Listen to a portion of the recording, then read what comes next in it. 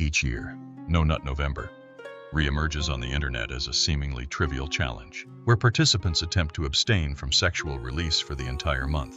But beneath its surface lies an unexpected philosophical journey that touches on concepts explored for centuries by Stoics, Buddhists, Freudians, and even Aristotelian ethicists.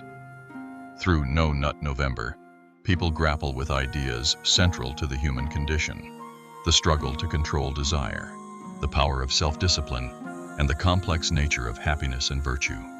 When we dissect this challenge through a philosophical lens, No Nut November connects to some of history's most profound theories of self-control, desire, and the path to a meaningful life.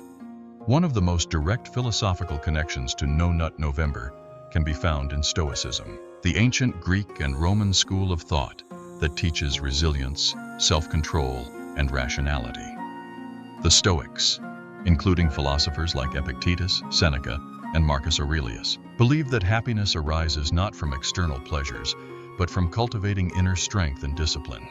In Stoicism, our desires, fears, and impulses are seen as external forces acting upon us, yet they do not define us.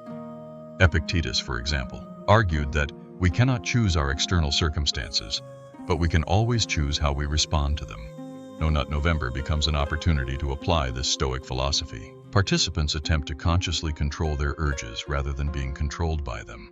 By choosing to abstain, individuals are essentially practicing Stoic principles of apatheia, a state of being undisturbed by external circumstances and impulses. It's not about repressing desire, but rather observing it, understanding it, and choosing not to act on it. In a sense, this practice allows individuals to reclaim power over their desires and reinforce the Stoic belief that true strength comes from the self, not from fulfilling every impulse. No Nut November also finds resonance in Buddhist philosophy, particularly in the teachings of the Four Noble Truths and the concept of desire as a source of suffering.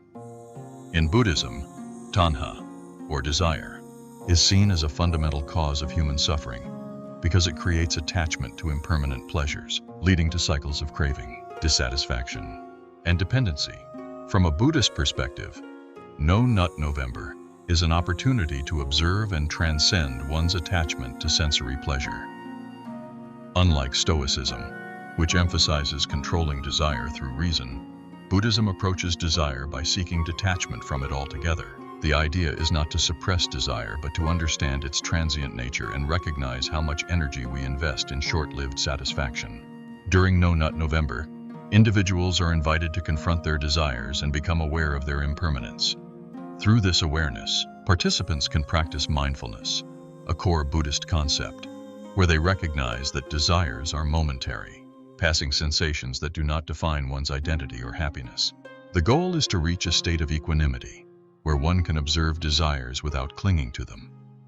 In this way, No Nut November offers participants a chance to engage in a Buddhist practice of mindfulness and non-attachment, showing that freedom from desire can be achieved by observing it without identifying with it. The theories of Sigmund Freud provide a modern psychological framework to examine the dynamics at play in No Nut November. Freud proposed that human behavior is driven by three key aspects of the psyche: the id, the ego, and the superego. The id is the source of instinctual drives, seeking immediate pleasure and gratification without consideration of consequences or morality. It's our most primal, impulsive self, driven by what Freud termed the pleasure principle. The superego, by contrast, embodies the values, norms, and ideals internalized from society. It's the moral part of the psyche, aiming for perfection and often pushing us to live by higher ethical standards.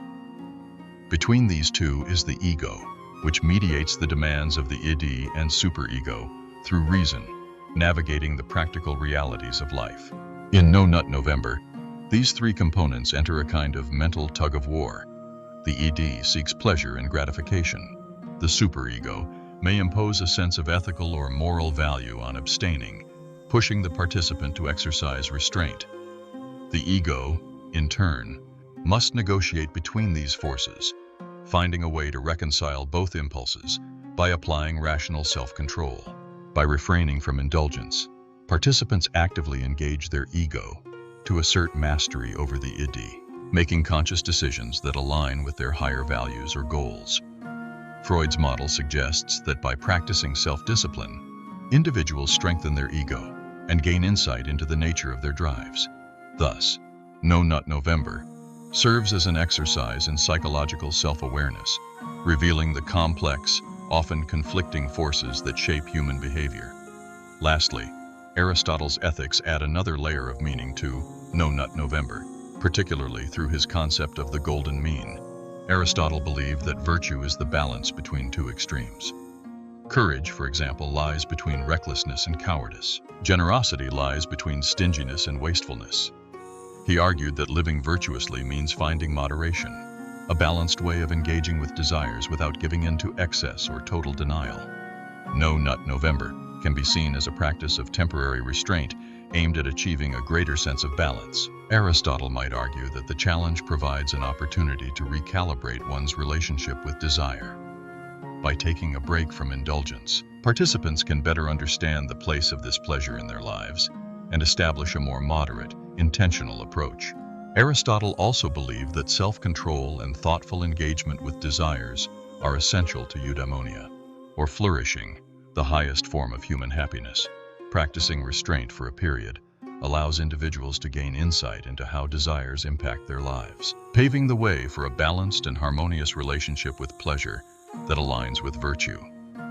In this sense, No Nut November becomes an Aristotelian exercise in discovering the right amount of indulgence and reinforcing the value of moderation.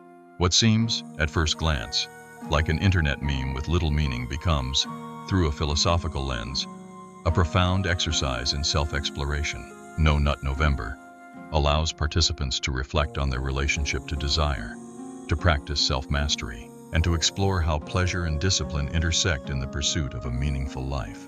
The challenge calls upon Stoic principles of self-control, Buddhist practices of mindfulness and non-attachment, Freudian theories on the forces driving human behavior, and Aristotelian ethics of balance and moderation. Together, these perspectives reveal No Nut November as a symbolic exploration of what it means to be in control of oneself, to live with intention, and to pursue a life of virtue and awareness.